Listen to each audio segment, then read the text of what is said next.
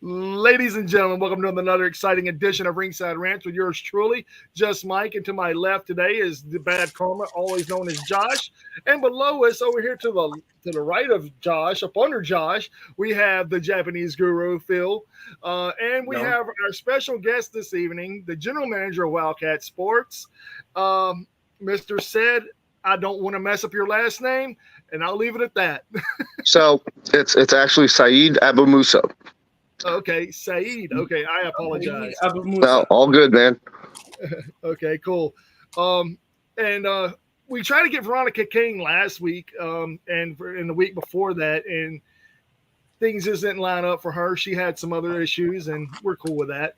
But we thank you for taking your time out of your busy schedule and coming on and hanging out with us tonight, man. And I sent you a lot of like questions you had. We were like, what do you want to ask me and stuff? And I'm gonna lead off with this. What got you into the sport of professional wrestling, Saeed? All right. So first of all, I want to apologize for moving the camera so much. I gotta like get it so close to here. But this is actually a story I tell a lot. When I was like 3 years old, my father used to take me to all the little wrestling shows in town, all the old Mid-South and stuff like that, like old Junkyard Dog, Chris Adams, and Ted DiBiase, even stuff like that. And after the shows, he'd be waiting outside, and he'd be smoking his cigarette, drinking his coffee. And I was so tired. I just want to go home. And I would realize that the reason he would be waiting was so that he could talk to all the wrestlers when they come out of the locker room. And I thought that was so cool because they would all come up to him and be like, hey, Mr. Sam, hey, what's up, Sam? Because they all knew him because he came to all the shows. And I thought he was like the biggest celebrity for that. That is awesome. Oh, yeah. So that's what initially got me into it. That is awesome, man. That is totally cool, dude. I wish my dad was that cool, man. My dad was never that awesome at all. But yeah, I am. All right. So the next question I have for you is, I know you worked with a lot of celebrities in the business, and who by far is it the easiest person to work with on your aspect, or as far as you've been in the business? Ooh, that's a tough one. But I probably have a short list of people. Brian Kendrick was really good. Really easy and super respectful, and I say that in a way to where like a lot of the veterans tend to be a little more aggressive. So Brian Kendrick for sure. Stevie Richards, he was super easy to work with. Also a great guy. I met Stevie Richards before. He's a real awesome dude. Yeah. He respects the business for sure. Oh yeah. Yes. All right. So I gave you I made a list, man, and I apologize that I have not came 100% prepared. I just got home like 10 minutes ago, and I usually don't use a list ever. So basically what I'm going to do is hand it over to them and let them ask a couple of questions. And I know they have some, but I like for Josh, you want to go ahead? Sure. What is the most difficult thing about running your own company, wrestling promotion? So, as far as running it, that would be more of a question for Luke Hawks than me. But as far as running the GM role, it's different.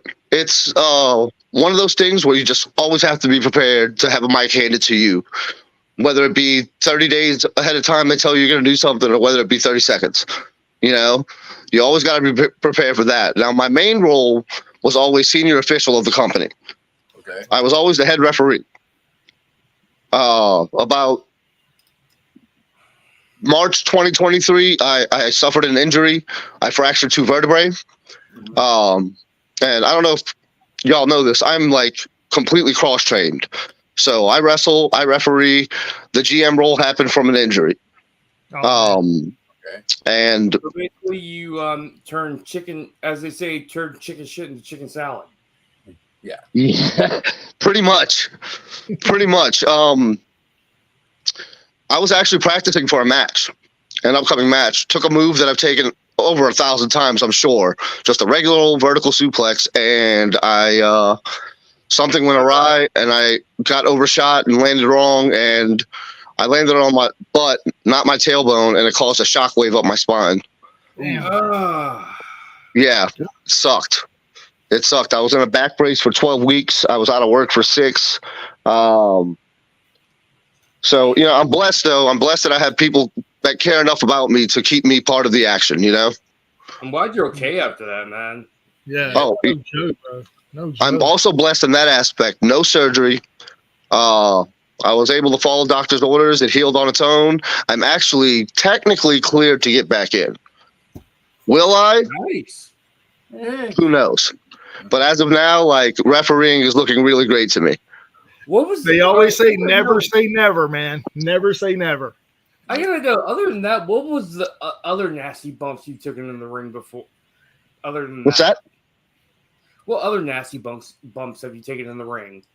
Other than that, if you don't mind, not too many. I'll be honest with you. I work with a lot of guys who are really safe, fully trained, know what they're doing. I constantly get advised not to work with certain companies, certain people, because they're not fully trained or because they're not properly trained. So as far as nasty bumps, I'd probably say one of the worst I took was a knee right on the button, right on the bridge of my nose, which was not supposed to land there, obviously, and he was coming full speed. And that was the first nosebleed I ever had in my life. The age of 29. Oh. So we are talking about you being the general manager of Wildkat Sports, and y'all have a big show at the end of this month called Triple X. X-rated. Oh, X-rated. I'm sorry. Yeah. No, it's okay. X-rated. This is going to be our 8th rendition. So what basically throughout the year, Wildkat Sports, we do shows more geared towards family. So, we got nixed a few things, but this, and there's no alcohol or anything, because we do shows at we like to do shows in gyms that, we can't really serve alcohol, even though this city is well known for their drinking. But we like to keep it family oriented. So X-rated is a chance for the adults to have their fun. So 18 up only. Sometimes it's 21 up only. There's a full service bar. We can curse. We can be a little more vulgar, a little more rowdy, so it's definitely an enjoyable time. And I have not. Version of going ECW.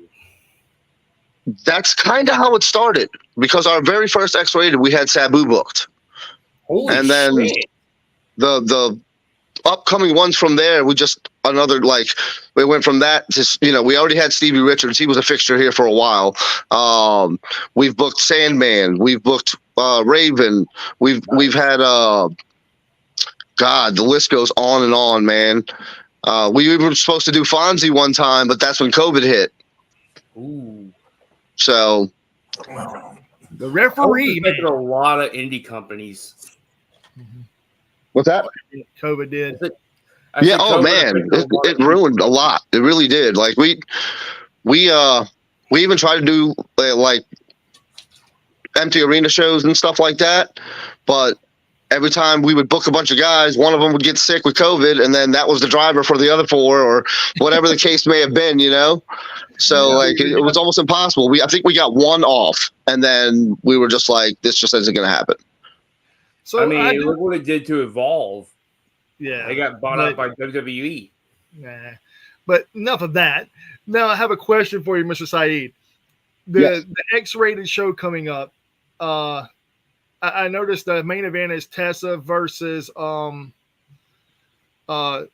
Bakur's tag team partner. However, there is other matches that have been announced that I've seen on your website and Facebook as well. Your champion, I'm guessing that is Brady Pierce, I'm assuming? Actually, it's Danny Flamingo at the moment. Okay.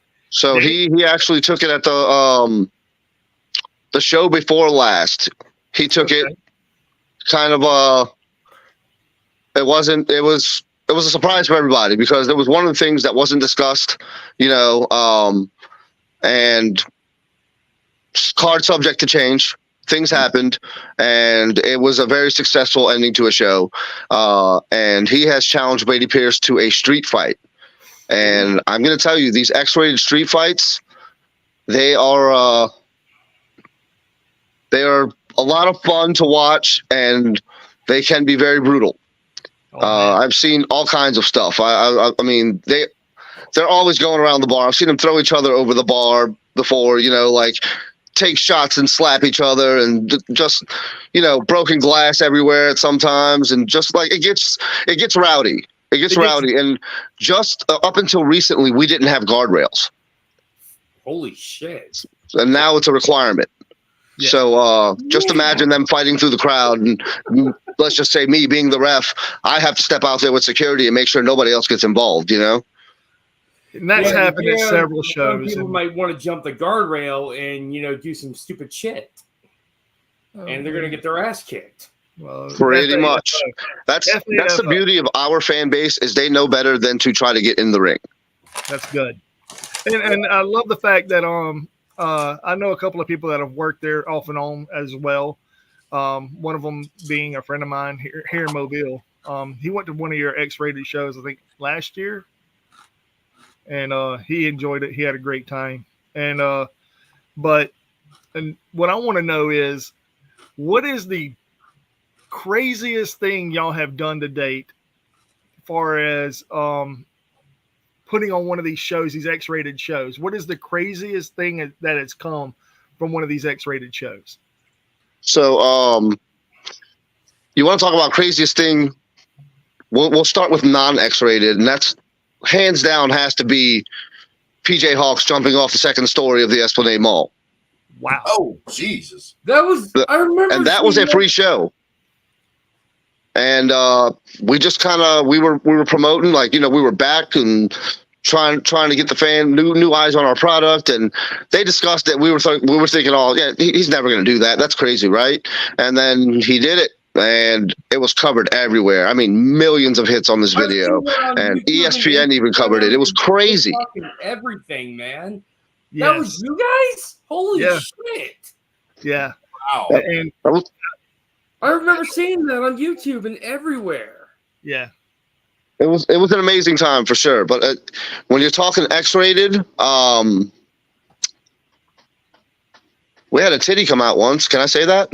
Yeah, you can say whatever you want, man. This is okay. All right. Well, you're not family friendly here. That was at our first X-rated. Two girls got into a cat fight. One of them being Katie Forbes. I'm assuming. Can I say this without? Was it hers? No. Oh wow! I'm surprised. No offense to Katie. No. She there was a well-known adult film star, and I, for the life of me, cannot think of her name right now, who was booked, and she was an XPW, and they got into a little cat fight, and her shirt got ripped a little much, and then when that happened, Danny Flamingo came out, threw his jacket over her, protected her, blah blah blah, and then him and Sabu transitioned into their match. Oh, nice. And that was the very first X-rated. Now that's, I wouldn't say that was the craziest thing. Trevor Murdoch was booked for one. He was our champ for a while. And him and Ryan Davidson. I don't know, Ruthless Ryan Davidson from Reality of Wrestling, Booker School. Very first punch that was thrown, stiff as stiff can be, and just cuts Murdoch right under his eye. And I'm reffing, and he's like, so? I'm like, so? He's like, how does it look? I'm like, I think you can go. And he just shoves me out the way and gives Ryan the biggest receipt I've ever seen in my life. And after that happened, these two guys just brawled everywhere. They even put a bunch of like chairs down. Somebody took a suplex on a bunch of chairs. Like, it was pretty wild, man. Oh my God. So people, if you're in the New Orleans area or the surrounding areas or in a state close by, grab your tickets now before they sell out. Yeah, and they will sell out. And tickets are on eventbrite.com. Wildkat Sports, of course. It's going to be at a venue called Southport Hall, and there's very limited space to hold a Wildcat crowd there. I think the most we can probably fit is 600 if we're lucky. Holy crap. Hey, so And I say that humbly. I say that very humbly because I know I'm spoiled. Hey, so I get another question for you. Have you ever worked with Viva With Eva? Van or Fuego del Sol? Fuego del Sol. Viva I have Van or worked with Fuego him. del Sol? I worked with him in Texas a couple times, like when he was just getting in the business. And I'll tell you, that kid, I call him kid. I'm sure we're not that far in age, but he is one of the most humble, professional people I've ever met in this business.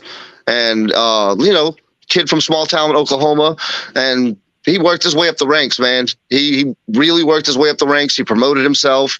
He trained regularly, which I can't say for a lot of the guys who try to get in the business now. And he's one of those guys that will not miss a handshake on the way in or on the way out, for sure. I have none but the utmost respect for him. Good Awesome. Lord. Now, I have a question for you, Mr. Saeed. Yeah. You are taking over the role of general manager. You have taken on the role of referee/wrestler if and when you come back. You asked me a question, would I be willing to do in-house interviews and stuff of that nature? And I told you, that everything is everything, in my opinion. Now, I have a question for you. The question is this. What about Wildkat Sports should everybody be in tune for the next, 8 years? Because I don't see y'all going anywhere but up, man. Y'all had a great showing with NWA. You've also have Luke Hawks doing the heels thing. And you, of course, have been in and out doing what you're doing. So what do you have planned, or what is y'all's goal for like the next 5 to 8 years? So definitely nowhere to go but up. There's going to be big things happening for sure.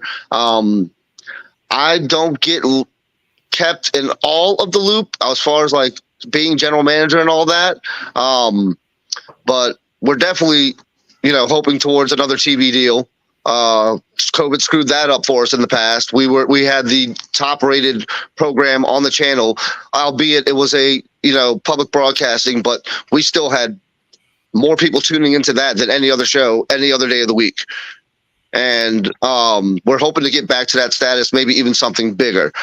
We got a couple new faces here at Wildkat, and I've already noticed the positive changes. We have new lighting setups. We have new camera rig setups. We have all kind of new entrance ways and stuff like that. So I'm really starting to see the potential of we're going to need bigger buildings. So if you're talking the next 5 years, 5 to 8 years of Wildkat, hopefully we'll be in competition by that point. You already are, man. I mean, I'm going to be honest. In my personal opinion, it goes, the big three, which is WWE, AEW, TNA. Then you have GCW. And I think y'all are right under GCW, in my personal opinion. I'm being honest. I don't see NWA there because they have issues, and nothing against Billy Corgan and his stuff. I like their product. Well, some of it, but y'all are right there. Y'all have that spot. I mean, that's I try, like I say, I try to stay as humble as I can, and that's even more humbling to hear because we work our asses off. I know you do. I've been there since day one. I've done the whole training regimen, all this stuff. It's brutal, it's super brutal. And and to see where we came from, where we started to where we are now, we hit a little hump along the way with COVID, but we hit the ground running when we came back. That's for sure. And to be right in that top 5, as you're saying, that's like, man, that blows me away. And I know we put on some of the best shows because I've been to other shows. I've been to other states. I've been to other companies. And we take a lot of pride in making sure that our talent is the top-notch talent. And, we give some people chances, they blow it. We give some people chances, they blow it out of the water, and one of those guys, a new guy to Wildkat, new to Wildkat. His name is Simon Phillips, and he has definitely showed out. And even way back when probably 4 years into the conception of Wildkat, Shane Taylor, when he was breaking into the business, after his very first match, they were just like, we're booking this guy again. He's amazing, you know? And I like the way they do that, and I like the way that they run everything on such a tight ship. But everybody kind of knows, you know, in the back of their head, I can't screw up here. They're probably not going to book me again. and it also hurts them for other bookings at other bigger companies as well. Oh, absolutely. I mean, people don't realize that, like MLW, OVW, and I love Al Snow. Al Snow is a great guy, but y'all are not a breeding ground of your next wrestler. Y'all are breeding grounds for your next world champions. I mean, look at Shane Taylor. Oh yeah, for sure. I mean, 100%, man. And not only him, I know there's several more, man. Like, who else was there that I remember from back in the day when they all were NWA Wildkat? God, there were so many good ones, man. And then a lot of them quit wrestling. A lot of them retired, and they retired with y'all, if I'm not mistaken. Some did.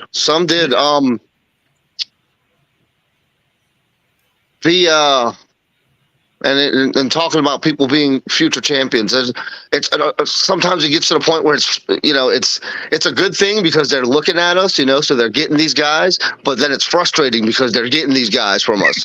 You know what I mean? And you'll have to go back and get another guy and making that guy. Right. I mean, and we don't mind making that guy. And if I could talk two people up right now, I think they've got something that a lot of other wrestlers only could dream of having, and that's being able to train with us at Wildkat Sports and get their full time in there, and then move to Houston and move on to Booker T School at Reality of Wrestling. And those two guys are Ed Stone and Nathan Bradley, and amazing talents, both of them. And you know, for them to have the best of both worlds like that, I feel like great things in their future real soon. Man. Now, Reality of Wrestling, have you ever worked with Ninja Mac? One more time? Ninja Mac. Have you ever worked with Ninja Mac? He was also trained by Booker T. Ninja Mac.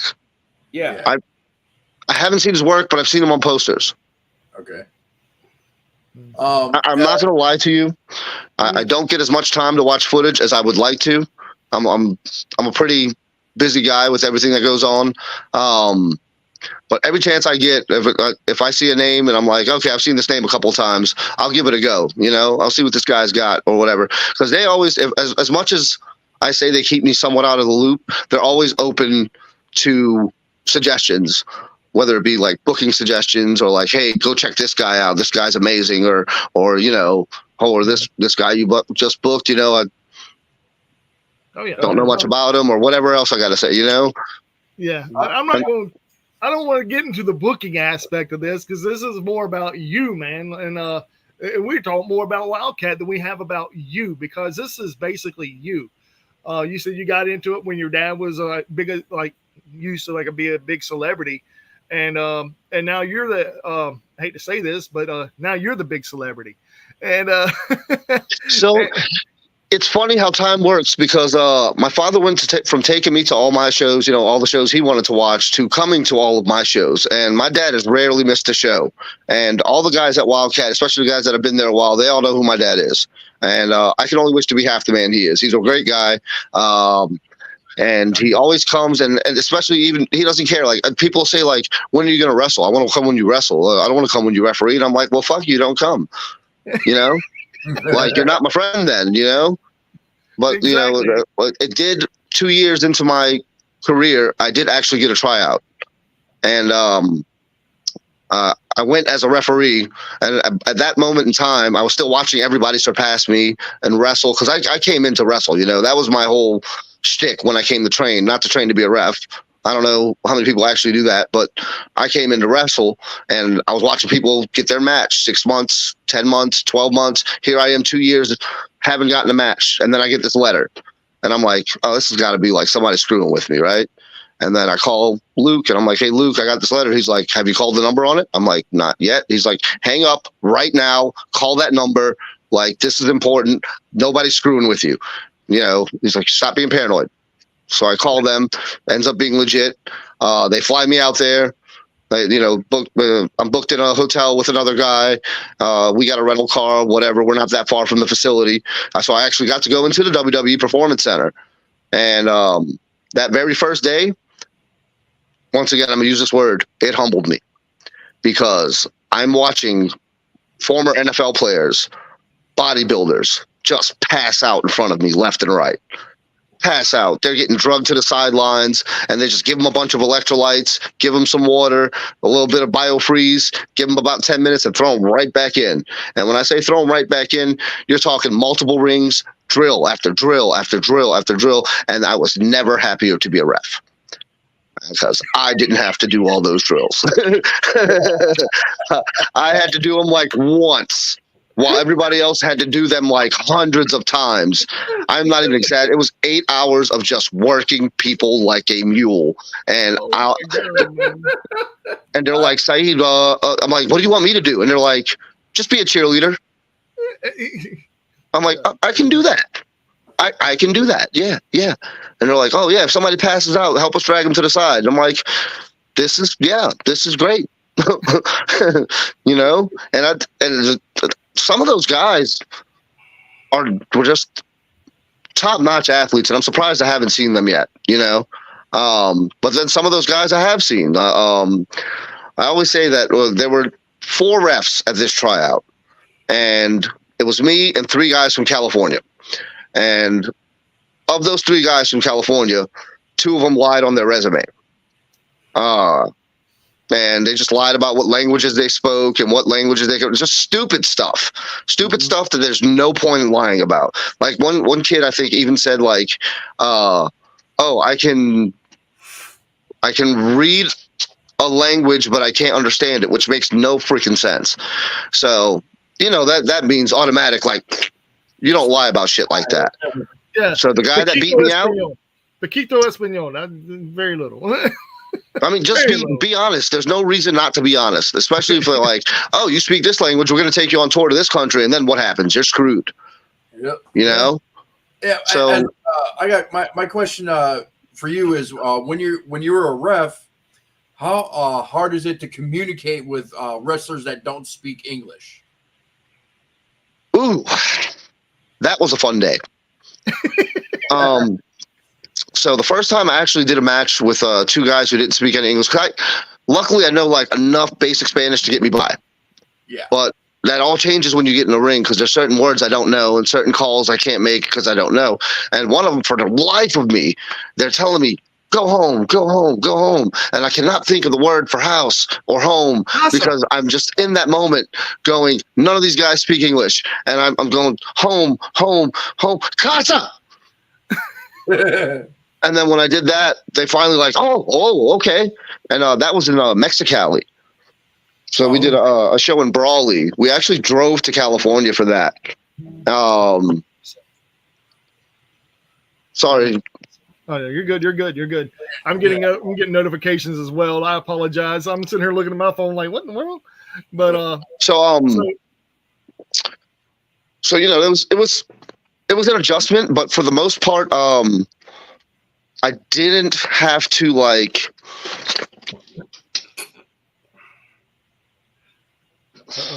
I didn't have to learn much new words or anything as far as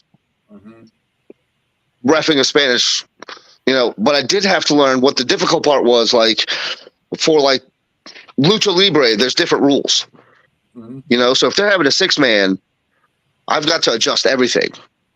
Because there's no count outs. There's none of that. Once a guy comes out, another guy comes in. Yeah, and that's just how it goes. And there's no count outs and none of that. And so I've got to stop myself because I'm so used to having to do it this one way, the American way, and, it differs from place to place that you go for sure. Speak English or die. I also had to ref a match with Ishii. Oh, wow. Holy It was Ishii and shit, Jeff I Cobb wasn't even- during one of our WrestleCons down here in New Orleans, and I'm typically not intimidated by the talent.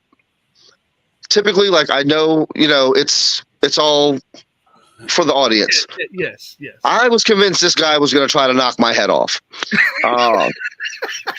Just watching him throw some of those chops on Jeff Cobb, and they were just going at it, man. And like, they're like trying to tell me stuff, and it's all broken. It's all broken. So I'm just like, bro. yeah. So like, but for the most part, guys like that are versatile. They're pretty. If they're pretty well known on the scene, they know enough English to get them by. And he didn't really talk to me as much as he just growled at me. So yeah. So if I try to like get him out of the corner, and I'm counting, he would just growl at me, and I would take a jump back, and I don't think it was anything but natural the way I jumped back, because it was just he was an intimidating guy. Him and Lance Archer, yeah. Oh, wow.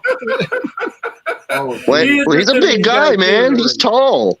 But he's a nice guy, though, man. He is. He's super professional. Super. But like, there was this one time in Texas in the Indies, and I was reffing a match, and he did this, like, how Taker would do the thing when the ref would try to separate, and he would just like turn and look at the ref, and the ref would back away. And I think I almost made him pop, because he turned and he looked at me, and I didn't move, and I said, "Oh yeah," and I ran away, and like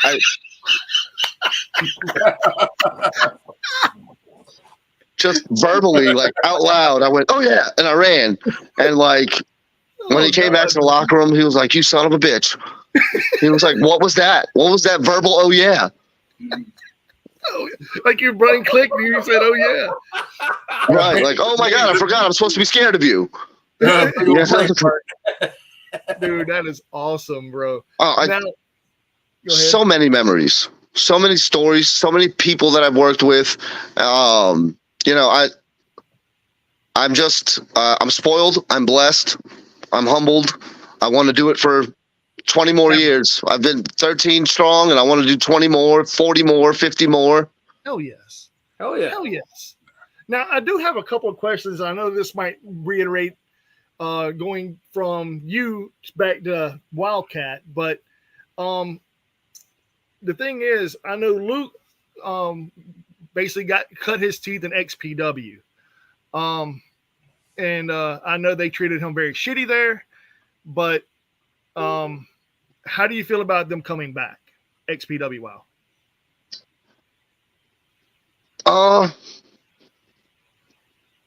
You want me to be honest with you?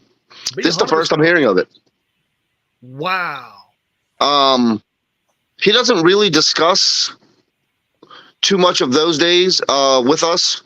I don't know how he was treated. I don't know any of the story of that. I should probably watch a documentary on that. But he does talk more about his time just breaking in the business, with training with Vic Grimes, and how he took his car, nothing else, drove all the way to Philly just to ask to be trained, and Vic basically told him he was a moron. But look at him now, And but like I said, like the XPW, I don't hear too much about that. I don't hear too many of the stories from those days. I did get to see his tryout match at WWE. The whole it was a dark match, so it's all the film, all the numbers are running at the bottom, and it was him and Heidenreich. Heidenreich.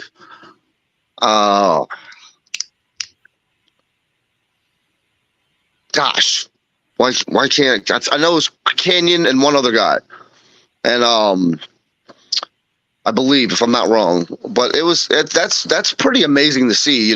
See that guy, maybe 130 pounds, soaking wet, doing all these like acrobatic stuff, because that's what you got to do when you're that size. And then see what he is now, and he's learned and progressed the older he's gotten. And all he does is spread that knowledge down to us. So with the XPW coming back, I can't really say much about it because I don't know much about it. I think that the time for shows like that and hardcore wrestling, the crowd is so limited now, as opposed to in the 90s and the 2000s, where you can kind of get away with murder, as far as things like that go. Like these days, I don't know how much they'll be able to get away with, especially with people trying to cancel people and getting offended so often about little small shit. It's a show. It's a show. You don't get offended when somebody on your favorite sitcom dies.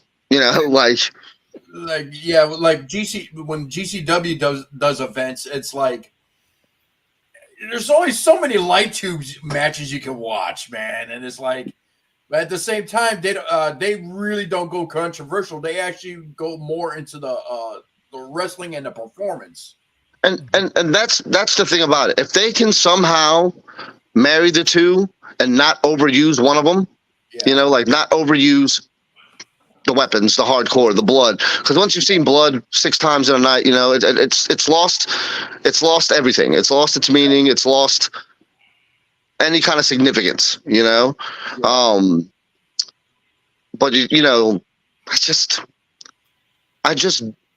I hope for the best for them, but I just feel like in this day and age, a show like that, is going to be quick to cause controversy. Yeah, the shock and awe movement is kind of out of that kind of wrestling. So and I feel like the crowd is so specific for something like that. It is so specific and so niche, right? Very And that was me. I was that guy. ECW. I got kicked out of Sunday school 3 times because I wanted to watch ECW. This is true story, man. I would go. There was Sunday school was at 10 a.m. And ECW started at 10 a.m. where in my area. And the only other time to watch it was the very next day at midnight, which I would already be crashed out, ready for school. And so I would be mad. I'd go to school. My cousins always made fun of me because I can't read and write Arabic. My family's Arabic. So like when they would call on me and I would get the wrong answer, they would all giggle and laugh. And at that point, I would zone in on which one I wanted. And it was a lot of my cousins, so it was a lot of people that I actually knew. But I'm like, all right, this cousin's been aggravating me all day. And we got to imagine, I'm like 8, 9 years old, maybe 10. And soon as lunch would happen, I would just rail on them, just wail on them. And you can't fight, just like you can't fight in the mosque, you can't fight in the church. You can't, that's pretty much frowned upon big time. So they would expel me every time. So I learned after the first time, hey, this is how I get to watch ECW every Sunday.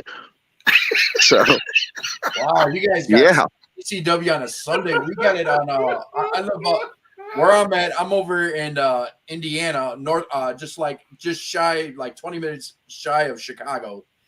And I think we got ECW on I think it was like a Friday night at 3 a.m. Jesus. Or Saturday night at midnight. Dude, I only caught the late night. I only was able to catch the ECW pay-per-views around the late 90s and everything. Oh, because I had, just like Josh, I didn't have to pay for them for paid for pay-per-views for like a few years. Because it was the chip in your box? Everybody had the chip in the box, man. Yeah, I had the box. Hey, I tell everybody here is like I haven't paid for a pay-per-view since '97, and it's still going today. Those were the days.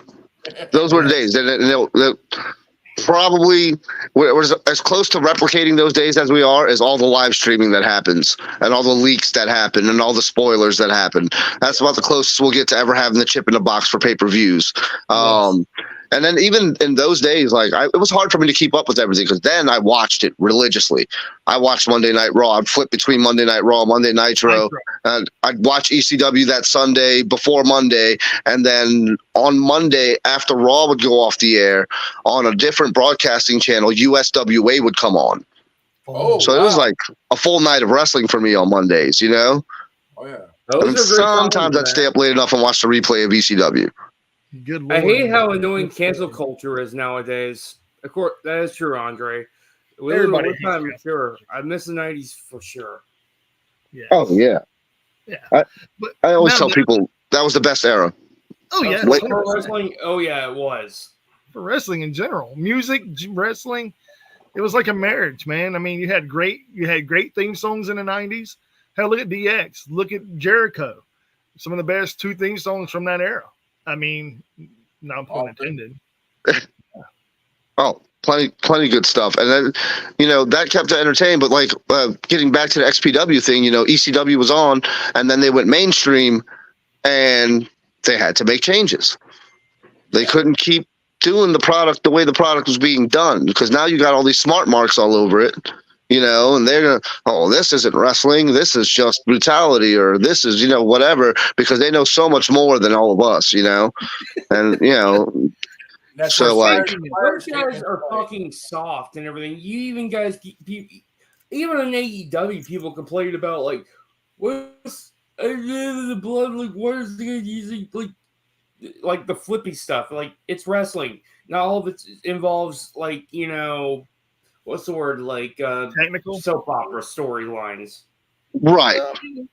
I mean, I have to say, one of my favorite things about our shows is that you get a taste of everything. You get a taste of the high flying, the flipping, you get a taste of some great technical, bare bones, brawling. You get that. You get the women most of the time when we can get them in, and main event rarely disappoints. I'm gonna be honest with you, Mr. Saeed. I did some research on the last couple of shows you've done, and you have gotten 5 stars the last 4 months in a row for your main events. Wow, that's amazing. Yes, and that's on Cage Match, Cage Match. And I have to say, you say that they rarely disappoint. You're humble, man. You're so humble. You don't even well, it's crazy. Because after intermission, a lot of the crowd likes to go. They leave, but we have a pretty loyal fan base. So maybe some of the new people who have never seen it before, they're tired, they'll go. But the people who have been to a show before, they're not going anywhere. We even had one show in the middle, like 90-degree day, the AC went out, and still more than half the crowd stayed because they wanted to see the main event. Mm-hmm. Man. And that's crazy, man, because nowadays here in the South of Mobile, we have a couple of promotions, and they say they have loyal fan bases and this, that, and the other. But after intermission, it's not even, I'm going to be honest, maybe 30 or 40 people stay. Yeah, that's heartbreaking. That's heartbreaking for somebody who's been waiting all night to go wrestle. That's it's. But you're still going to go put on the same performance, whether it's 2 people out there or whether it's 2,000. You're going to do the same amount of good, because ultimately the guy who's going to book you again is still watching you. Yes. And you've got to show him you're still worth the dollar. I mean, I'm trying to get out there. I want to get out there for the X-rated show because it's Tessa, and I'm really curious about how watching her perform live. I've seen her at the XPW stuff. I'm going to be honest. I paid for the streaming service for 2 months just to catch up on all the stuff. Right. But I've seen her wrestle that style with a staple gun that was bedazzled, and she did good. I liked the way she wrestled. But I'm curious to see how she wrestles the Wildkat style. I didn't even cross my mind that these girls could go hardcore. Now that I'm thinking about it, that could be a possibility. That could very well be a possibility. As a matter of fact, at the last X-rated we had a guy in the audience who's very well known in the business. He was out there filming, heard there was an indie show in town, and decided to come watch. Samoa Joe. Nice. Just sitting in the audience, and everybody's like, because when you see a guy in person, you're just like, that can't be him. There's no way that can be him. Shit, I love Samoa Joe. And he sat and watched the whole show, man. He sat and he chit chatted with people. He signed whatever people wanted him to sign, and he was really good, man. He was a really good guy. Really, really top notch person. And I was like, this is crazy, like this is wild. Who has Samoa Joe just show up at their indie show like that, He's scouting, dude. Joe's a fan. He loves the indie scene. I mean, he's like one of the king of indie pro wrestling before he got big. Oh, of course. I know a buddy of mine was at an indie show one time, and he just so happened to look in the bleachers, and he saw Billy Corgan just sitting there watching the show with a hoodie and baseball hat. He just happened to look and he saw him, and he looked at him. He's like, shh. He's like, okay, no problem. You just never know. You never know. That's why you always got to keep your professionalism at the top of the charts. Professionalism, your etiquette, all of the stuff that you learn in and out of the business. You've got to keep it 100, man. You can't just like show up at a building, throw your stuff in the locker room, and then just sit back there and wait. You better like start shaking hands and being respectful to people. I don't care if it's the janitor. I don't care if it's, because it could be the CEO just as a janitor. You don't know that. Right. You don't know any of that. It could be just a janitor, but you know what? That janitor is just as important to the show as the ref is, as the wrestlers are, as and as far as like being a ref, I find it a lot of people compliment me on that. And I had taken it so much more seriously after my tryout. By the way, the guy who beat me out is Tom Castor. Oh, wow.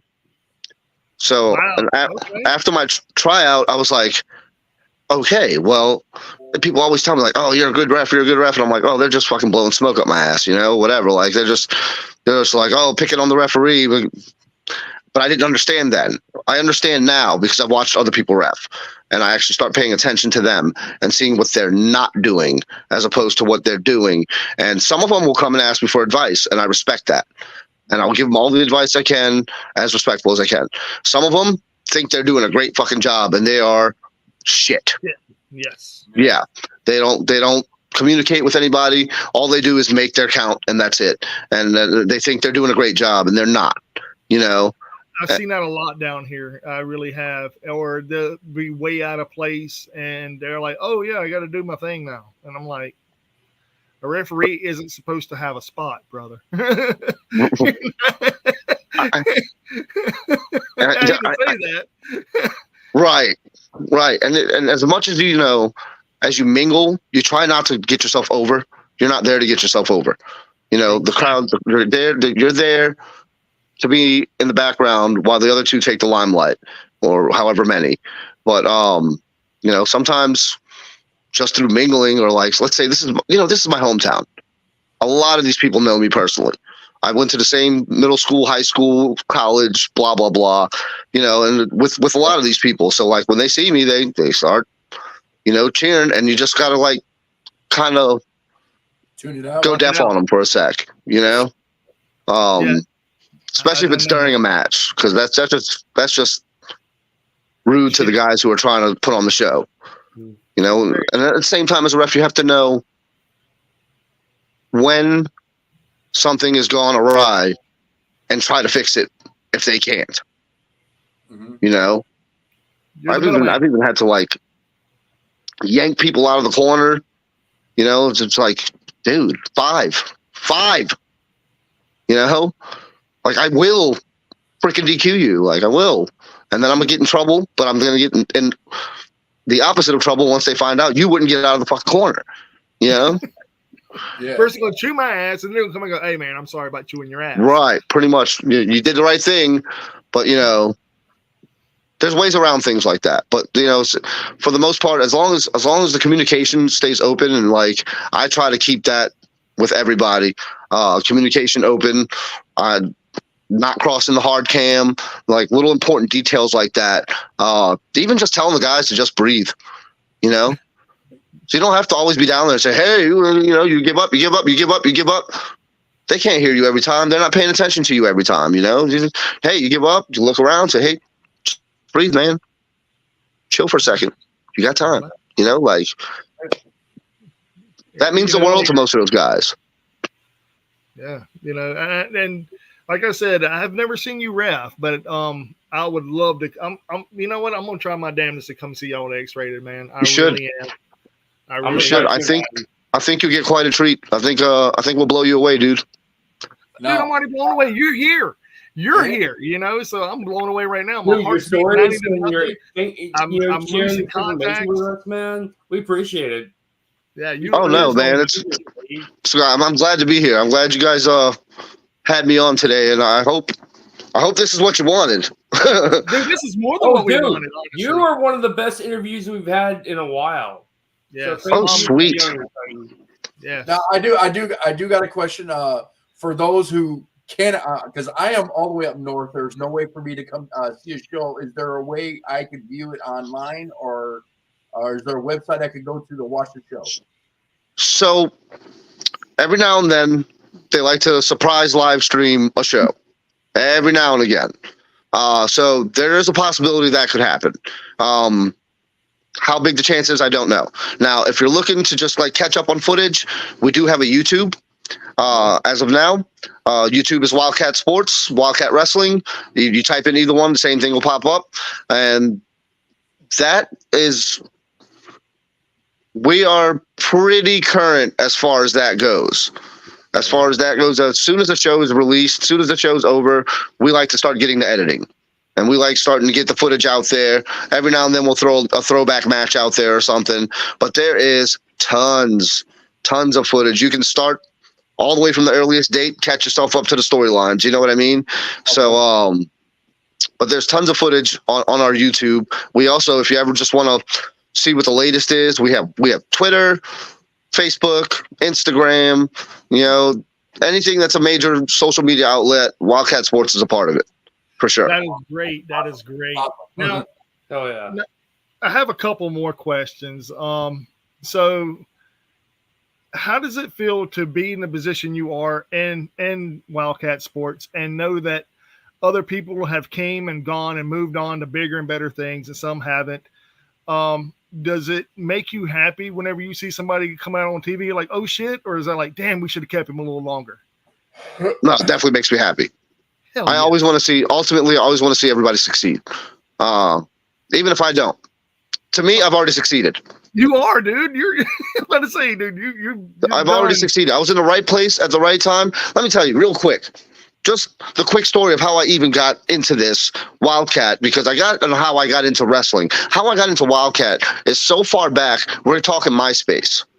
Okay? Oh, shit. I saw a picture of a guy standing in a ring, and it said he lived in my town that I was living in, and I was like, well, shit, let me shoot him a message. I'm in college at this point. I shoot him a message, none other than Luke Hawks, okay? Skinny, little kid, whatever. He looks like a kid, whatever. He's a little older than me, but, you know, in the ring. And I'm like, I don't know if that's you or not, or if that's like just like somebody you were cheering on. And he's like, nope, that's me. I was like, I want to be trained. He's like, good luck. Finish school. Unless you're willing to drive 3 hours away to Mobile, Alabama, to Hardcore Holly's place twice a week, forget about it. Give up on your dreams. Woo! That hit hard. And that was the point where I was like, I'll never be in this fucking business. Never. Like, I'm going to finish school. I'm going to get my degree, which I did. And then 4 years later, and between those 4 years, I had kept in touch with him. I had taken rides with him to some of his bookings just to see what it was like. And, you know, of course, I didn't get any of the backstage shit, but I got to see what the drive was like, what the show setup was like, what the teardown was like all that goes into it. That really interested me. And then 4 years later, he just calls me randomly and says, hey, Saeed, you still thinking about training? And I was like every day. And he's like, oh, well, we just opened a school. I'm like, I'm in. Let's go. And I happen to be part of the second class of the entire shebang. I was in the second class. So, you know, it right place, right time, right person. Yeah. Period. I owe Luke Hawks everything that I've ever accomplished in my wrestling career, refereeing career, whatever you want to call it, in this business. I owe it all to him. Because if it wasn't for him, and if it wasn't for me crossing his profile, and even if he would have opened Wildkat in 2011 and I hadn't kept in touch with him, I probably wouldn't have joined. But the fact that I knew him personally now, and I knew that he was about no bullshit, and that he was a good, businessman, on top of being, a good worker, I was in, dude, 100%. I had full faith, and I hated myself that first week. Hated myself because it hurt a lot, a whole lot. So you're still doing it though, man. That's what's cool. I if you would have talked to me 20 years ago, I told you this was a pipe dream. You know what I mean? But I feel like I left that part out, and I can't leave that part out because he's the reason I'm here. He's the reason a lot of these guys are here. And and he's still a mentor to me. I call him coach still to this day, and I will continue until the day I die. Yes, he's very, very, very, like you said, he has grown, not just in size, but he has grown as a wrestler. I mean, to be considered one of the top actually trainers in wrestling today, that speaks volume. It really does. It definitely does, and he is, and it's perfection, in his mind. It's nothing short of perfection, and if you're even an increment short of perfection, it's not good enough. It's not good enough. You got to do better. I've heard several people, including Hardcore Holly. I know him personally. My dad works on a lot of his stuff, like car wise. So yeah, great, nice guy. Sometimes not. I'll just leave it at that.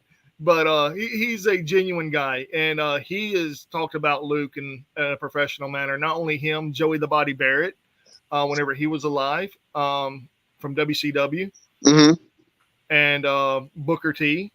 He's been on several other podcasts, including his own, putting over Luke. And just to watch Luke as a human being perform on NWA, because that's the last where I've seen him and PJ wrestle. Dude, he's came from almost, like he even said, like from almost nothing to something. And he was sleeping in his car, dude. Yeah, he's got the heart, man. He has the drive.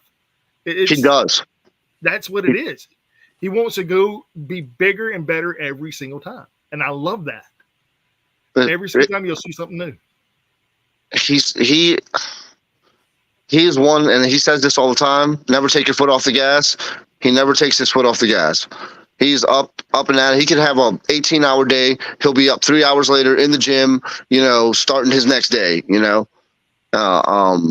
He's got a lot of guys, a lot of great opportunities for sure.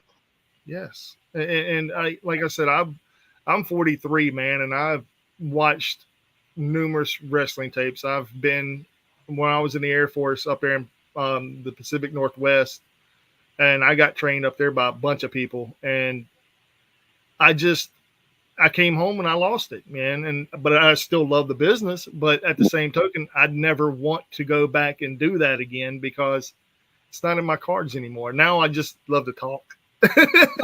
Like I said, I love being a ref. I'm hoping to get back there. Being GM is great, but I like to be in the action.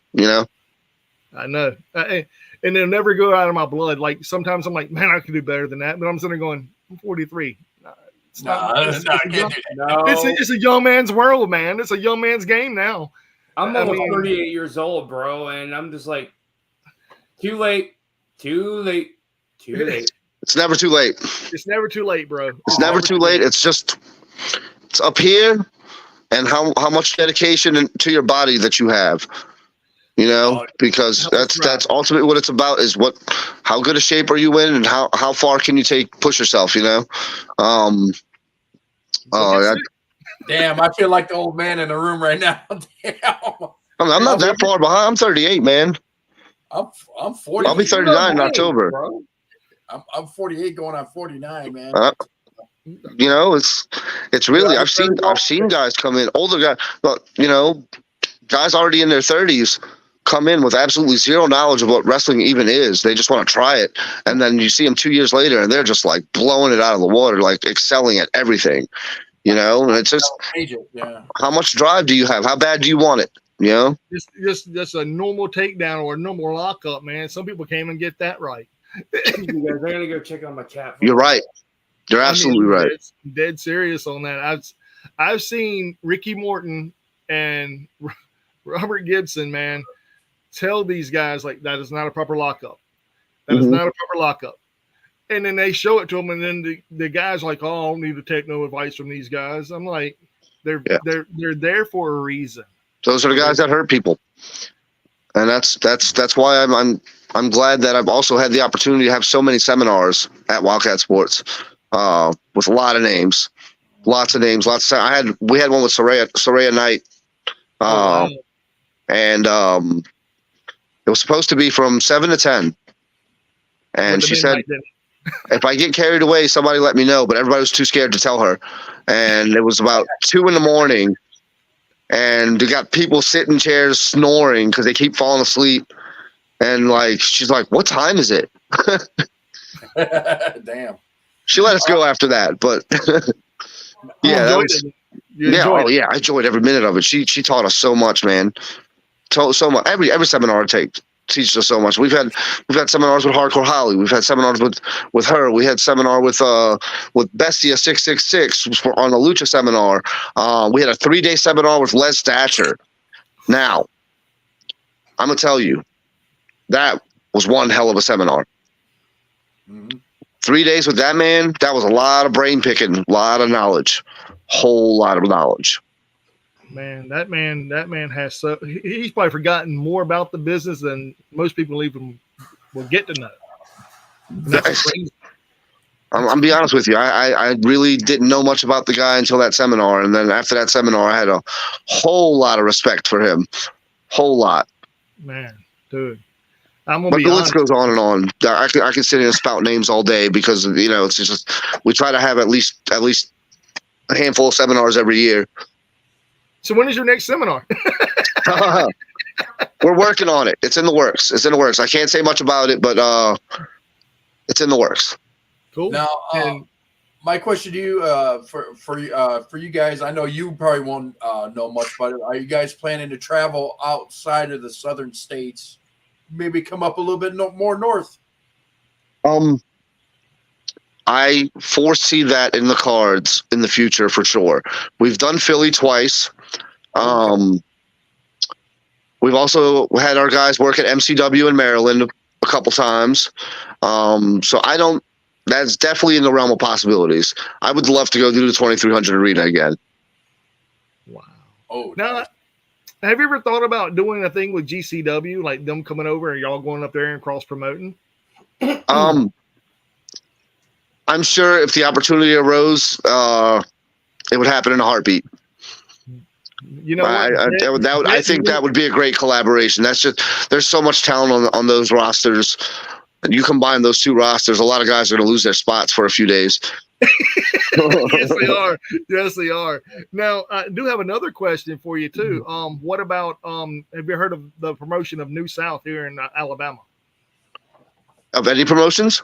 No, just the New South promotion. It's called New South. New South. No, the ones I hear of are like AWA and what is it? DCW. What's that? DCW. That might have been it. That might have been it. He's their trainer there now. I know one of my buddies lives in Alabama, and I always see him posting about the shows that he's working, but he's in like South Alabama, like right off the border, of Mississippi. So what's this this New South? New South. Yeah. What city is that in? Gadsden, Florence, Russellville, Gardendale, stuff like that. They're a little bit up north Alabama. Okay. Oh, I see. But dude, they have some good talent as well. They really do. Well, never know. Maybe sometime in the future, maybe this will lead to a booking. Who knows? Hey, we always see bookings as a scouting opportunity. Period. I heard that, brother. I heard that. Feel like Here if you I see a Wildcat guy on your show, you better be on your best behavior. You better be. Yeah, they've had Kenzie Page was their heavyweight champion for a while up here at New South. Okay. Yeah. Okay. Up where I'm at, the local promotions that I got, one's called Backbreaker Wrestling. That's more of a kind of like a mom and pop type of shows. That's Okay. the family ones. We had Warrior Wrestling up in Chicago. Another one is Black Label Pro, I think it is. Okay. That's an upcoming one in my area. We also have like I think GCW, not Game King Wrestling, like Gulf Coast Wrestling. That's it. That was the other one I know. Like I said, one of my buddies, he wrestles for both the promotions, AWA and GCW. Not that GCW behind you, but yeah. Hey, I need a Wildcat turnbuckle is what I need, Saeed. I need a Wildcat turnbuckle. You know, I'll see what I can do. That's all I can say. I just know we just got a whole new setup and a whole new, like I said, we got new guys, we got new lighting, we got new turnbuckle pads, new ropes, new entrance way. You know, just I think it'll be better than that one right there. I think it'll be a lot better. Oh yeah. I actually got one. I got one right behind. We'll see. We'll see what we can do. I'm gonna see what I can pull off for you, man. All right, Saeed, that's awesome. You don't have to do that, man. I'm just messing with you, dude. I'm sure we can get you something though. Oh hell yeah, that's awesome. Especially if you show up at X-Rated. Oh, what's up? What's up? Hey, now we're talking my language. There we go. Yeah. I'll come by and swoop you up, Phil. We'll go together. Yeah. Oh yeah. I couldn't drive to the last one. I was so hopped up on morphine and Percocet from breaking my back, I couldn't even go to the last one. Oh man, that ain't good, Saeed. That ain't good at all, brother. Yeah, well, I'm good now. Hey, that's great, brother. That's great. Now I do have one final question. If there was any person you could have every single time at every single Wildcat show, who would it be? Only one. One person at every single Wildcat show. From here out, going forward. Ooh, man, that's tough. You're gonna make me make a lot of people mad. Hey, I'm sorry, man. I know that's a hard question. You don't have to answer it. You know, as far as professionalism, as far as in-ring talent, work, and definitely knowing his shit and being a respectful guy, I'm gonna throw this name out there again. His name is Ruthless Ryan Davidson. Trains at Book School, and he's just one of the best people I've ever worked with. Period. Like he's very safe. He's a great guy, and when he goes out there, he turns it on. You know, he knows how to turn it on. He knows how to put that crowd right in the palm of his hand. So that's I'm definitely gonna give that to him, Ruthless Ryan. Wow. You gave me chill bumps when you said his name and when you just praise this man like this. I'm gonna be honest with you. We usually try to like watch a show or watch a match during our podcast together and not really critique it, but just watch it. Who would you recommend Ruthless Ryan Davidson going against if we were trying to watch it? Who would you say versus like would be a great show or a great match to watch? As far as for you guys to watch. Ooh. All of them? I mean, they're all good. Yeah, a match that would like make me want to watch your show. Wow. Oh, definitely the first Davidson Murdoch won because there was two of them, 2 or 3 of them.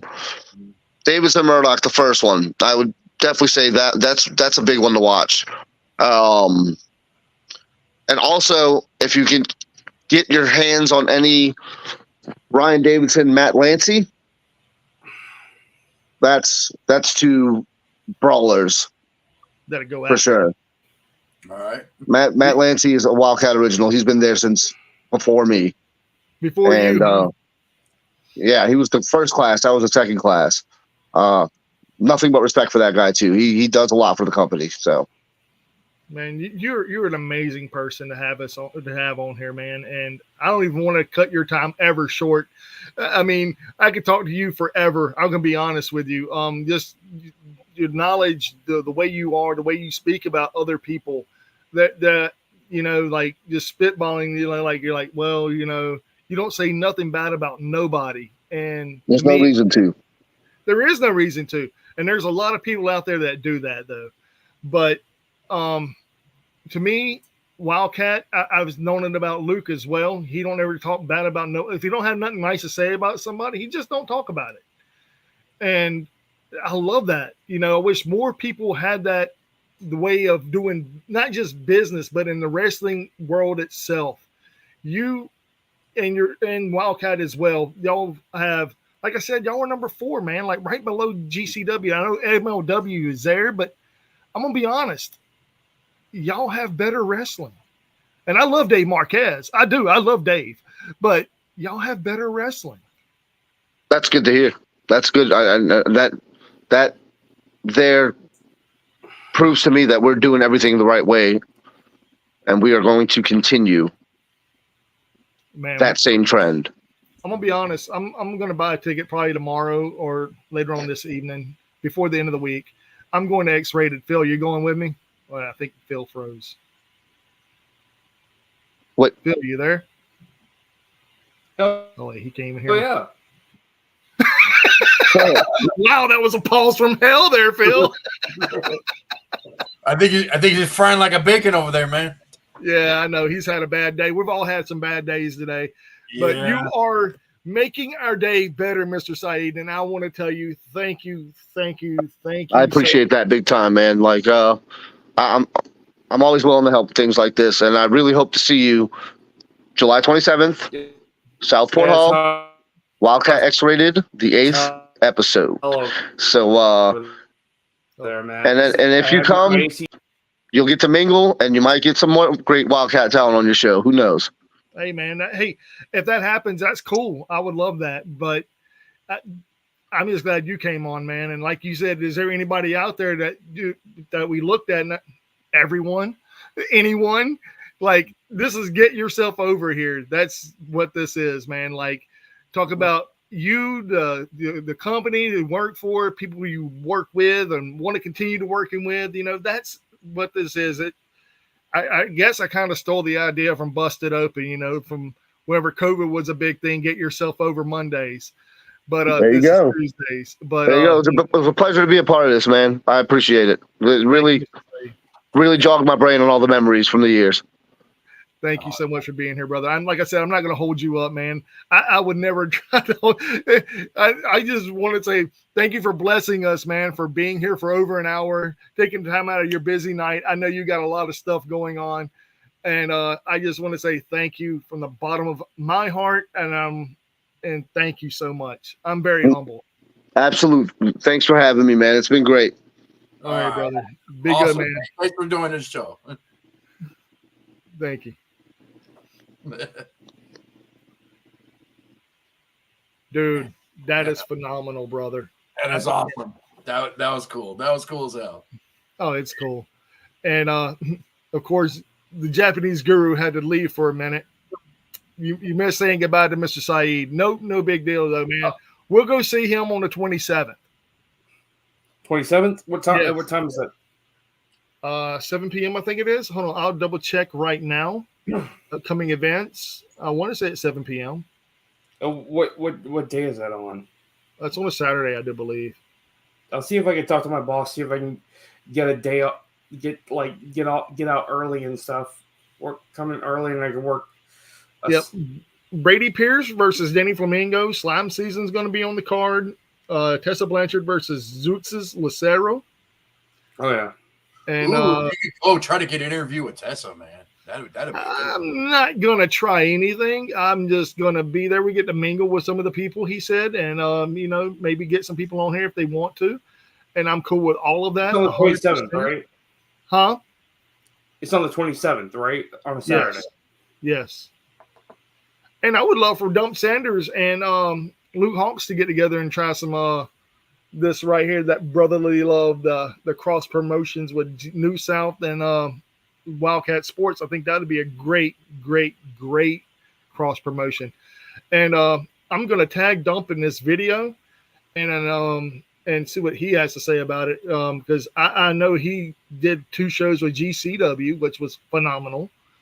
So I mean, I would love to see him and New South tear the house down.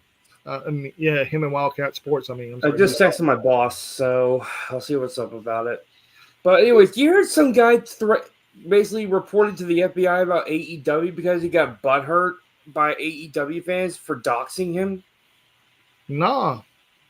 This happened on Ringside News, but yet then again, they are biased against AEW, though.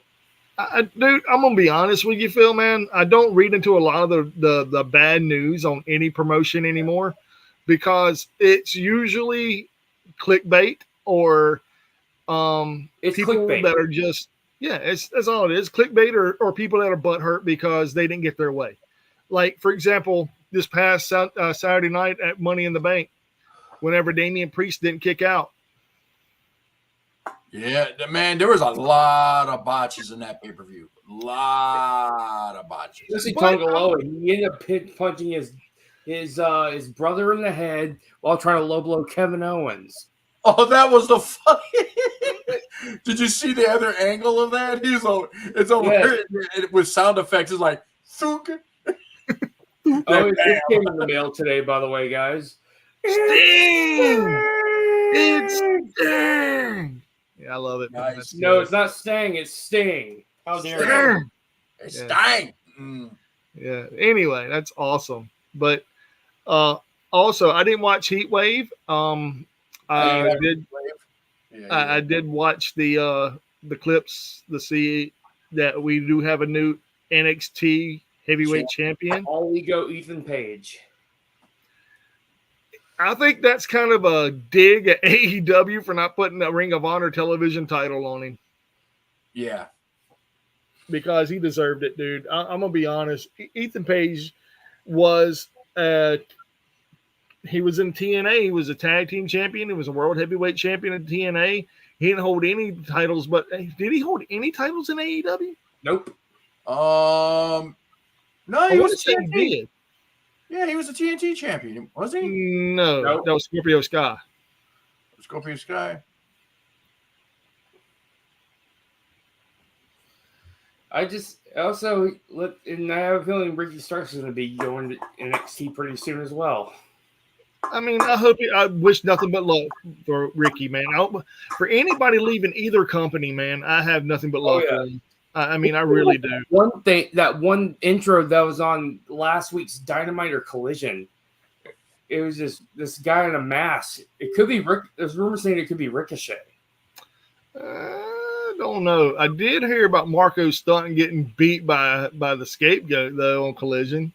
Oh yeah, that was a huge pop when he came out because everybody's looking like, why? He's from Mississippi. He's from my home state, so of course they're gonna cheer for Marco. Well, the thing is like the Jurassic Express theme music came out there, like, what the hell? Even the Scapegoat was like, what's going on here?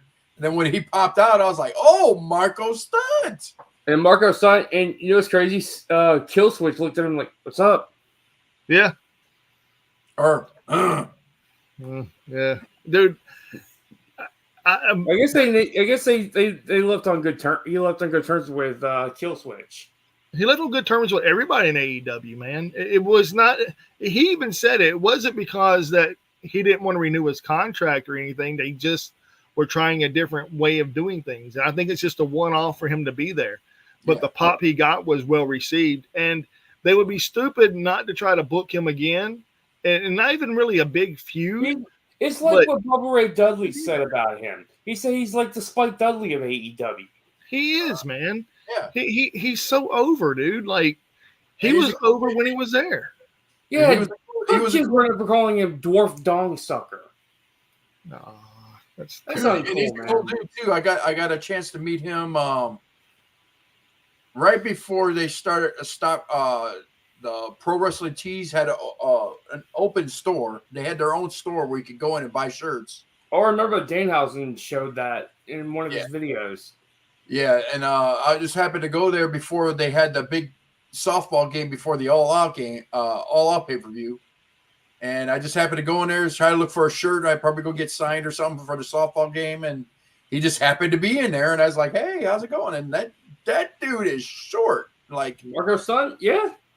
I was like, short, I think I actually had to crouch down to take a picture with him, and I'm just a shy 5'11". But he's a nice guy, though, man. He's a really nice guy. And everybody that knows who Marco Stunt is outside of the wrestling business, he's not just a wrestler, man. He's also a pretty damn good musician as well. Really? And he plays guitar. Yeah, he's damn good, dude. I mean, he's really good. He's really talented. And his brother's a painter, from what I gather, too, if I'm not mistaken. And his dad's real cool, too, man. Like, wrestling was just a passion and everything. Are you okay down there, Phil, man? Literally, are you okay? Dude, it's not his balls in here, man. I was debating whether I wanted to come here and just use my tablet in the cool room, but, I'm dedicated to this. I want to look professional, man. It's like, I'm not going to be take sleeping here. Well, you're showing the beef, brother. Yeah, dude. Well, as I was saying, though, I'm going to my sister's house. I'm going to my sister's house and crash at her place, and we're getting my AC and my new AC and. Better fix that AT&T dial-up, man. Like I said, I'm just gonna go take a shower and get ready north of I-10 of where I live. Okay. That's what's up. No, I know. But Mr. Saeed being here tonight, gentlemen, y'all want to dissect what he was saying and what he talked about? Oh, yeah. Hell yeah. That was pretty cool, though. I mean, like, he basically said, like, all good shit. Oh, yeah, let's do it. I know. I want to check out a couple of the matches that he was what you about. Say, dude, especially about the dude, right? Does anybody remember the guy's name? What? See, forgot. That's what sticks.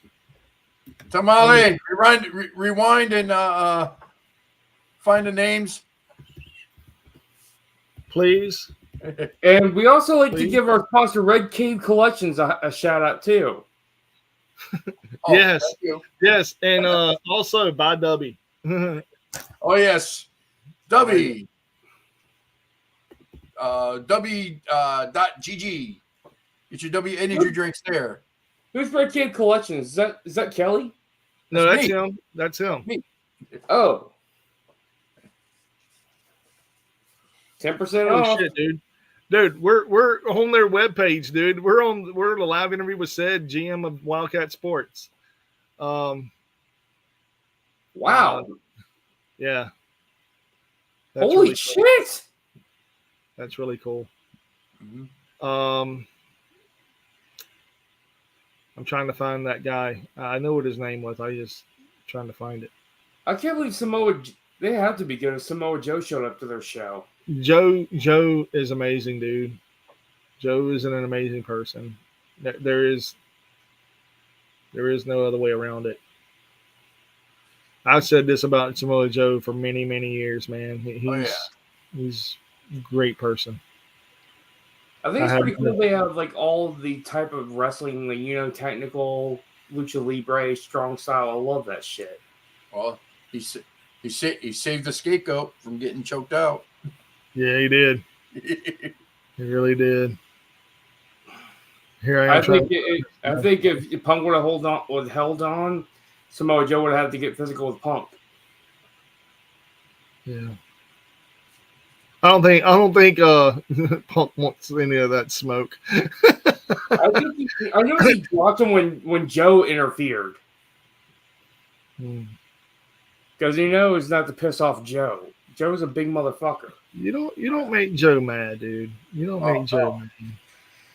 I would not want to piss off Samoa Joe, especially that guy's a big motherfucker. He would kill somebody. I agree. Yep, right on time. Right on time. Oh, yes, train. Skull.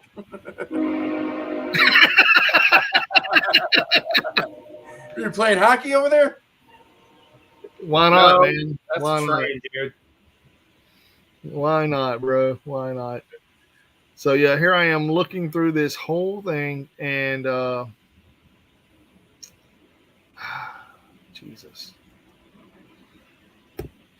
reality of wrestling. I'm gonna find him. I'm gonna find him. I'm going to find this man. Well, go to their. I can't believe he refereed Jeff Cobb and Tomohiro Ishii. Dude, That was a good one. bro, the man's a genius, dude. He had a tryout with WWE for God's sakes, man. I mean, that's And he let all these football players and athletes, work a lot 10 times harder than they would on a football field. Wow. You hear stories like that all the time. These professional football players think they could go break into the wrestling business, and They think it's easy, and it's not. it's not. It's not easy. It's not easy. all right. Did she figure it out? Does anybody know the guy's name? Seriously. Oh, here, let me. I hate doing this, man. I feel like an asshole. I really do. Yeah, you know me. I got a brain fart. So okay. Well, what was the name of the promotion? Wildkat Sports.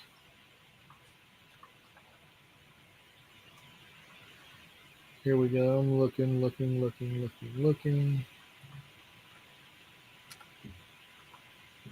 Okay, it's sports. Okay, football. No, not football. Wrestling. Oh, probably Here I help. go. Let's see right there. Wildcat Sports. Wrestling. Here we go. He said, I remember him saying, "What's his name?" Oh, with a K. Duh. Right. Yeah, Okay. Wildcat with a K. There we go. He said Matt Lancey versus that guy too. Now I'm trying to find him. Okay, here. So, videos. Oh wow. Ron Davidson. There you go. That's the name. There you go. Huh. El Psycho Gato. Brady Pierce, Zuka King. Ron Davidson versus El Psycho Gato. That is awesome. So our buddy there, Phil, has wrestled him. Wow. The Psycho Cat? Mm-hmm.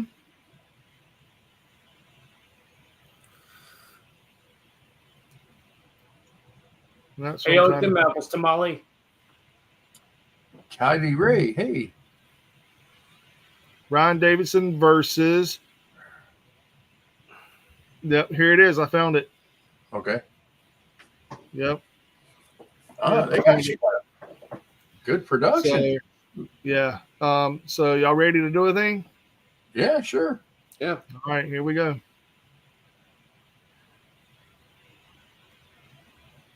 Boom. There we are. Y'all ready? Oh, yeah. We're going to have to watch it. Oh, shit.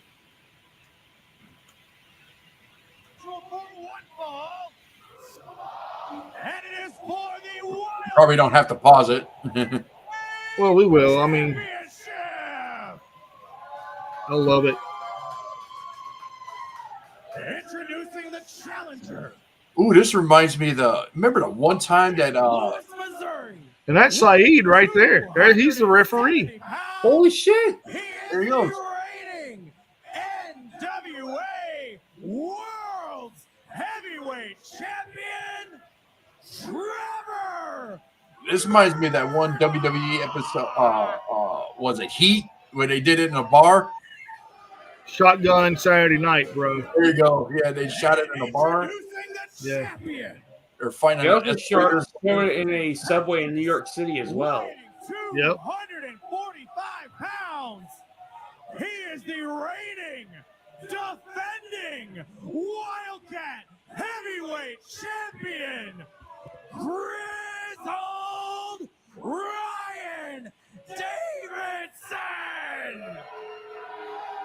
This is going to be awesome. Talk about a big Man, fight Trevor Murdoch here. is big. He's a big house. Toughest SOB And the house. professional wrestling today. Here we go, gentlemen. Some beef. Our main event. I love Trevor Murdoch. Wildkat Sports Heavyweight Championship. Our top I'm going to stop at about the This is the 3-minute main mark, event of gentlemen. Wildkat Sports X-rated Screw it up a little bit. Trevor Murdoch challenges Ryan Okay. Davidson for the Wildkat Sports Heavyweight title. I guarantee there was no high flyers that night. Yo, this is big meaty men stopping meat. True pickup. This is awesome. This is epic, Sammy, man. I'm still shaken up. We've already had 2 title changes tonight. Do we have a third? Are we going to go for the hat trick here? Trevor Murdoch has his way. He's got something to prove. Ryan Davis has got something to prove. These are 2 men that no one said Ooh. main event material when they first started in this business. And for almost 20 years from both these men, they have proven that they are 2 of the toughest sons of bitches. Ryan Davis in the Texas. I'm gonna let that slide because we're an X-rated, Sammy. Wow, dude. You can see the a tag team specialist, a man that you look at that a lot of people would say doesn't fit that 8x10 figure, but he's proven that he's one of the best, and he has it right there, that NWA Heavyweight Championship on his face. I always wondered, how did they train to make the timing right, to make that look? Ryan Davis came to Wildkat Sports Well, Texas. Trevor Murdoch was trained by Harley Race, so he knows what he's doing. Oh, you're talking about Trevor? Yeah, he was trained by Harley Race. Yeah. At Wildkat to earn a spot here in New Orleans, and I think he's done it. Harley Race passed away, right? 2019 when Ryan Davis Yeah. Wait, he passed away back in 2019. Yeah. And look at that, Trevor Murdoch is already busted open. Whoa, look at that. Yeah, Trevor Murdoch did get busted open. Go! Trevor Murdoch's so tough. He can. Ryan We're not Davis gonna say it. came to win. Trevor Murdoch rolling out, God. These two He could- he could- haymakers already. During the pandemic, you could drive a motorcycle through a Walmart parking lot with toilet paper. That's how tough he is. God almighty. God almighty, dude.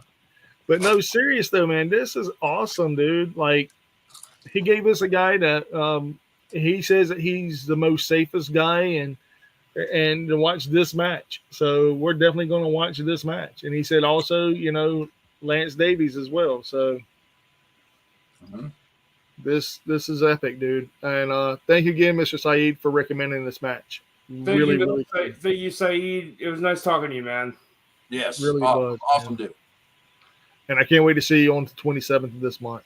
Hey, this might be over before Like, you for can real. start Trevor I think it's going to be Murdoch. epic, dude. Especially X-rated. I keep on wanting to say triple X. That's on me. That's me being a douchebag. And a pervert. Wow. Wait a minute.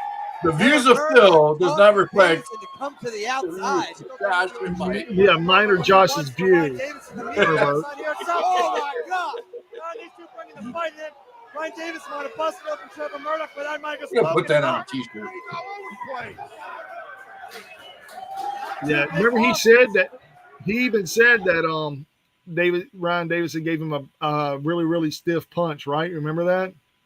And you can see it right there. His eyeball is purple. Oh, yeah. And he got a receipt for that.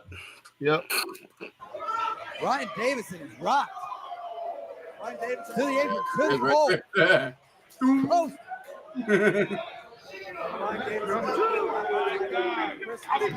I see a lot of rings now going with them square posts instead of the round ones. Yeah. Lot of wrestling rings now.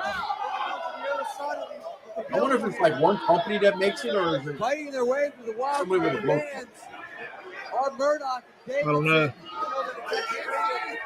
I'll be right back. Holy crap, dude. He gave him a low blow. He gave him a low blow.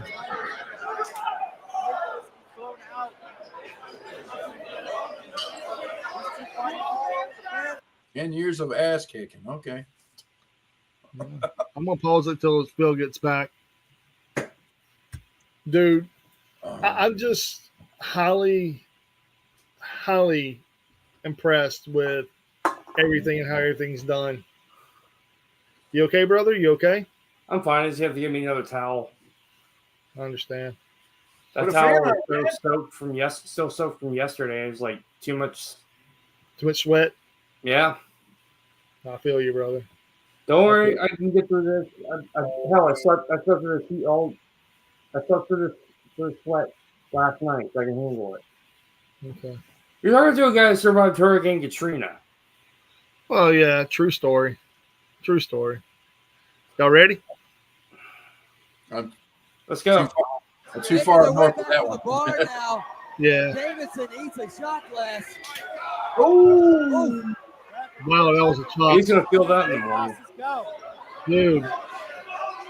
Official site Abubusa trying to get these back into the square circle. Oh my God! Oh my God. Davidson onto the bar. Holy shit, dude. It is pandemonium here at X-Rated. Oh, These X-Rated fans, these Wildkat fans are Look at that eyeball, man. Brian Davidson has to get this match back in the ring. It cannot be close to the world heavyweight champion on the day of That's about the width of my bar.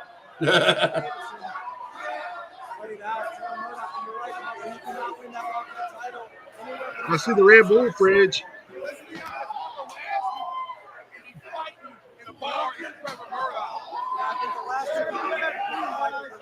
What is he getting? What is he going for? Where is he grabbing? I knew it. I knew it was coming. Yes. Well, that's only cool off. Pleading with these gentlemen to get back into the ring, Say, make him get back in the ring, brother. but they're gonna do that on their sweet old time. Now this is what I call an old school brawl. Yes, sir. I love when they do the no holds barred, no count out thing. They even do the stuff like in New Japan Pro Wrestling as well. Especially when I see Tomohiro Ishii and Minoru Suzuki beat the living shit out of each other. It's just big ass fight. They're lost in the scene here. I just hope I'm loving this. fans getting away. You're so fucked. You're so fucked. Say, make him in the ring, say. Nah, fuck that. I can see Saeed getting intimidated by Ishii and Jeff Cobb. I would be scared of Ishii as well, man. Okay, say grunted at He's it. a scary motherfucker, dude. Yeah. He's one of the legit tough guys.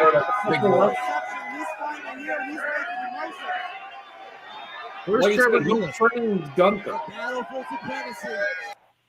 Dude, this is good. This is good shit. Yeah. Oh yeah, I think this is actually no alcohol abuse.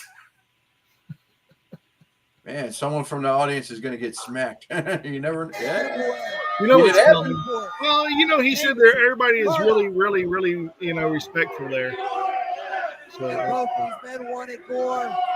Who's going to want it the most?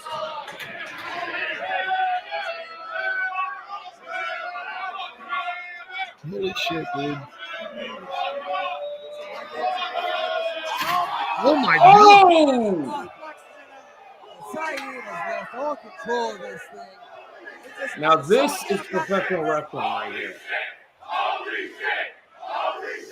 This is chaos. This is better than some of the NWA Somebody stuff. is going to break something out Yeah. there.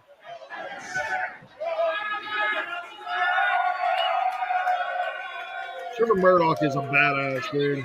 Oh, You yeah. see Murdoch above the crowd. David struggling.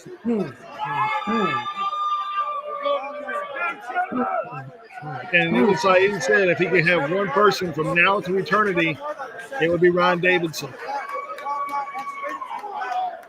coming for the Wildcat title, and he's fought that for Ryan Davidson. And I love the fact they get back in the ring, dude. I love that. Because that's how much the Wildcat title means.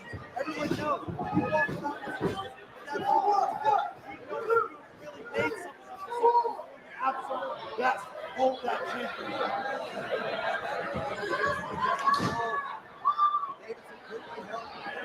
Now this is what I'm talking about. This is a damn good match. I can see why they get 5-star. I see why they get 5-star ratings on Kate's side. What's it called? Kate's side what? Cage match. Cagematch.com. Yeah. I don't think this is the main event. If this is not the main, Jesus, this is from 2 years ago. Davidson in trouble. Staggers to the corner. Oh! Is that the first pin of the match? I think so. Jesus.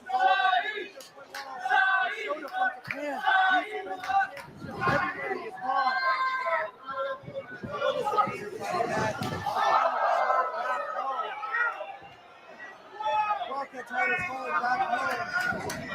Both things have been it all they got. Davidson driver. Could that be it? 1, 2. No.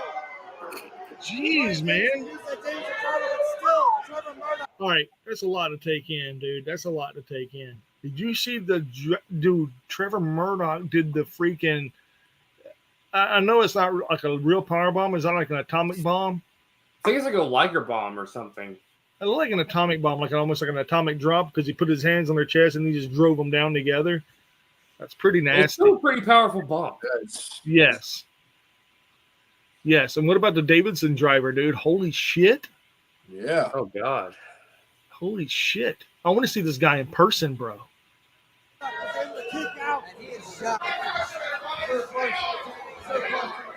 I'm going to be honest with y'all. I want to see this guy in person. He's going to the top? Get the hell out of here. They hit the roof.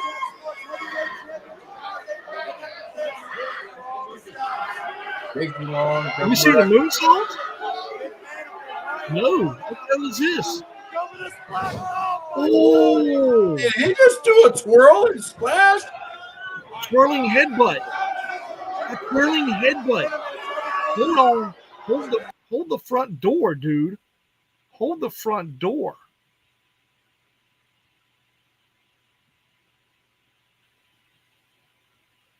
I want to see this again. I'm sorry. I don't blame you.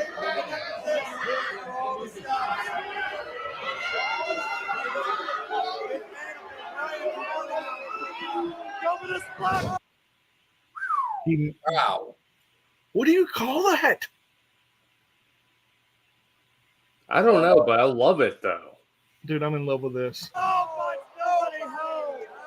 The spinning Benoit.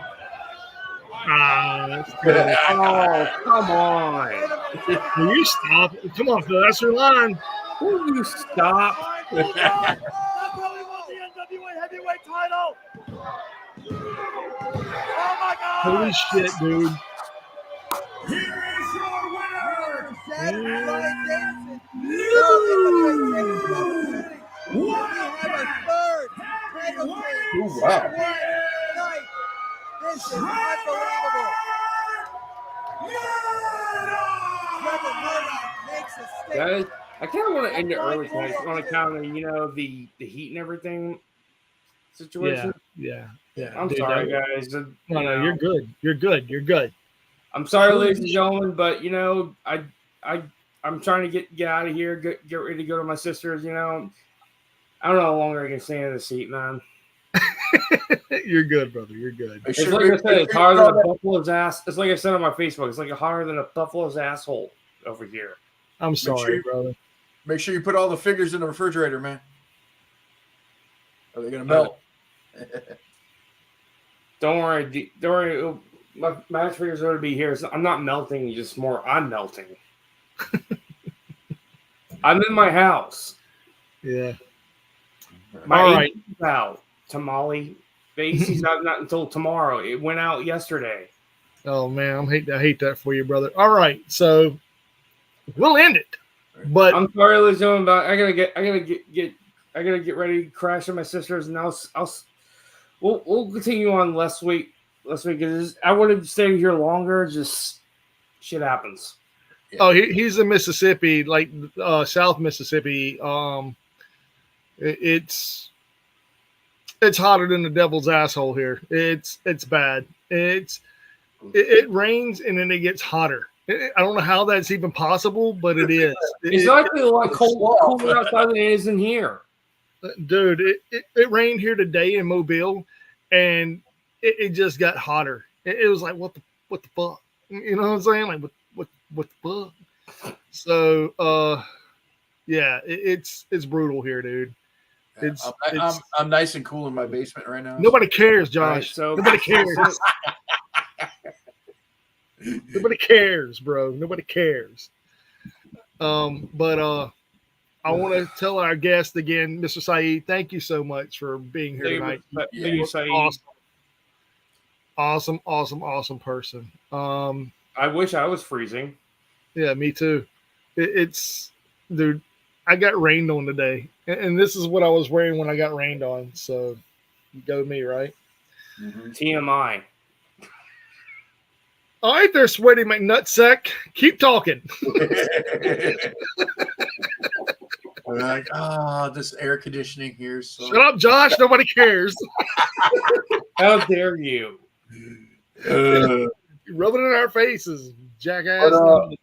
Other than that, wrestling news wise, not much to report. Well, Ethan Page became the new NXT championship. And also MJF, he went heel again. MJF went heel. Britt Baker tried to cut a promo. Who did? What else? Marco Stunt return, which is actually a huge pop. Other than that, the botch fest of Money in the Bank. It wasn't really a botch fest. I'll give it to the ladder match. The ladder matches were awesome. And pretty much, New Japan and Stardom are getting ready for their big tournaments. Like New Japan's getting ready for the G1 Climax, and also Noah's getting ready for their big show with AJ Styles, and Fujimura is getting ready for their big show with EO. Actually, Phil, what you need to do, I want to understand more about the G1 Climax, and you need to make a video on how that works. Not even a video. Not right now because it's a little hot for you, but another time.